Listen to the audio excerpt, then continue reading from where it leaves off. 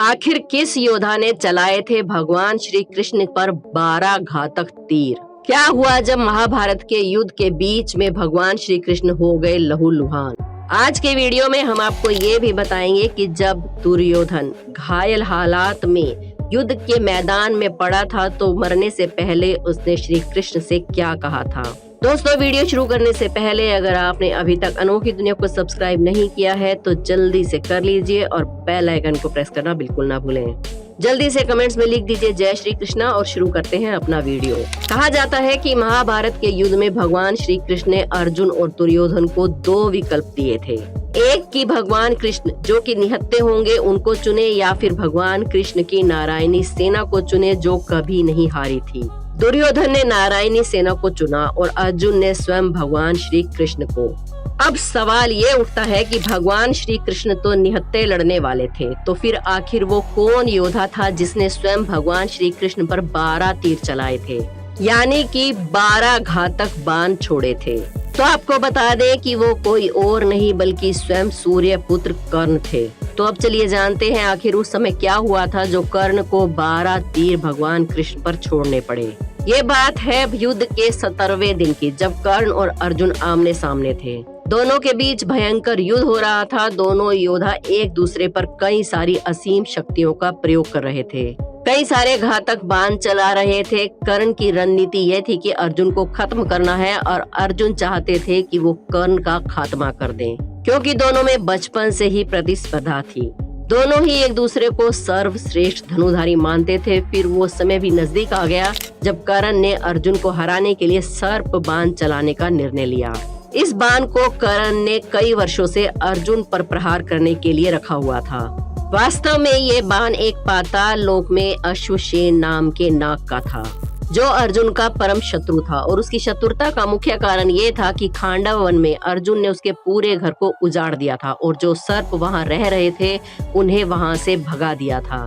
अश्वसेन तभी से अर्जुन को मारने के लिए मौके की तलाश में था। कई सारे धार्मिक सीरियल्स में या महाभारत सीरियल में आपने देखा होगा कि तक्षक नाग अर्जुन को मारना चाहता था। महाभारत के विवरण विभिन्न ग्रंथों में उन्हें अलग अलग नामों से दर्शाया गया है। कोई अश्वसेन कहता है तो कोई तक्षक नाग कहता है। मुख्य युद्ध के तौर पर अश्वसेन ने पहले ही कर्ण के बाण को चुन लिया था, क्योंकि वो जानते थे कि सिर्फ और सिर्फ कर्ण ही अर्जुन को मार सकते हैं। कर्ण ने अर्जुन पर तीर चलाया। अर्जुन बाण का रूप धारण किए नाग को पहचान नहीं पाए, जबकि अर्जुन का रथ चला रहे उनके सारथी भगवान श्री कृष्ण ने अश्वसेन को तत्काल पहचान लिया और अर्जुन के प्राणों की रक्षा करने के लिए भगवान श्री कृष्ण ने अपने पैरों से रथ को भूमि में दबा दिया। रथ का पहिया जमीन में धंस गया, घोड़े बैठ गए और अर्जुन के गले की बजाय तीर उसके मस्तक यानी कि उसके मुकुट से छिटककर धरती पर जा गिरा। इस तरह भगवान श्री कृष्ण ने अर्जुन को बचा लिया। अर्जुन और भगवान श्री कृष्ण रथ का पहिया निकालने के लिए नीचे उतरे तो मौका देखकर कर्ण ने अर्जुन पर वार करना शुरू कर दिया। तब अर्जुन की ढाल और कोई नहीं बल्कि स्वयं भगवान श्री कृष्ण बने। उसी मौके पर 12 तीर यानी कि 12 घातक बाण जाकर श्री कृष्ण के शरीर में धंस गए। पूरी सृष्टि के रचयिता भगवान विष्णु के अवतार स्वयं भगवान श्री कृष्ण ने उन बाणों के घाव को सह लिया। तब भगवान ने अर्जुन को अश्वसेन के बारे में बताया। अर्जुन ने 6 तीरों की सहायता से अश्वसेन के टुकड़े टुकड़े कर दिए और इस तरह भगवान श्री कृष्ण ने स्वयं पीड़ा सहते हुए प्रिय अर्जुन को बचा लिया। तो वो कर्ण ही था जिसके 12 तीरों से भगवान श्री कृष्ण लहूलुहान हो गए थे। वैसे दोस्तों, क्या आपने कभी सोचा है कि इतने बलवान योद्धा होने के बाद भी कौरव क्यों हार गए? अगर दुर्योधन सिर्फ 3 गलतियां नहीं करता तो महाभारत के युद्ध का परिणाम आज कुछ और ही होता। आखिर कौन सी थी वो 3 गलतियां जो पूरे कुरु वंश को भारी पड़ गई? अब इधर उधर की बात ना करते हुए अगर सीधा मुद्दे पर आए तो आखिरी युद्ध भीम और दुर्योधन का था। भीम ने दुर्योधन की जंघा पूरी तरह से तोड़ दी थी। वो खून से लथपथ होकर रणभूमि में गिरा हुआ था। बस कुछ ही समय में दम तोड़ने वाला था, लेकिन भूमि पर गिरे हुए उसने कृष्ण को अपनी ओर आते हुए देखा और बार बार अपने हाथ की 3 उंगलियों को उठाकर कुछ बताने का प्रयास करने लगा। पीड़ा के कारण उसके मुंह से आवाज धीरे धीरे निकल रही थी। ऐसे में श्री कृष्ण उसके पास गए और कहने लगे कि क्या तुम कुछ कहना चाहते हो। तब दुर्योधन ने कहा कि उसने महाभारत के युद्ध के दौरान 3 गलतियां की हैं। इन्हीं गलतियों के कारण वो युद्ध नहीं जीत सका और उसका ये हाल हुआ।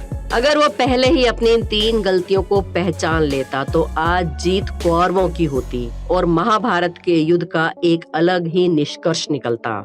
श्री कृष्ण ने सहजता से दुर्योधन से उसकी 3 गलतियों के बारे में पूछा तो उसने बताया।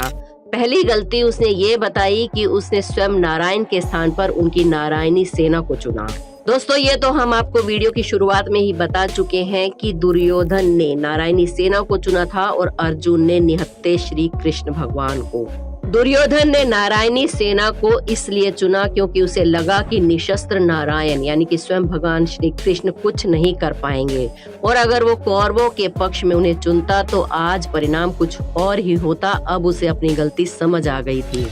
दूसरी गलती उसने ये बताई कि वो अपनी माता के लाख कहने पर भी उनके सामने पेड़ के पत्तों से बना हुआ लंगोट पहनकर गया था, क्योंकि उसकी माता ने उसे कहा था कि वो नग्न अवस्था में ही उसके सामने आए ताकि वो अपनी दृष्टि के संचार से द्वारा बनाई हुई शक्ति से अपने पुत्र दुर्योधन को पत्थर के जैसे शरीर जैसा बना सके, जिससे वो रणभूमि में अजय हो। लेकिन यहाँ पर भी श्री कृष्ण की लीला थी जिसके द्वारा लज्जित होकर दुर्योधन पत्ते लपेटकर माता के सामने गया और उस वजह से उसकी जंघा और मुख्य अंग शक्तिहीन हो गए और उसी वजह से दुर्योधन परास्त हुआ था।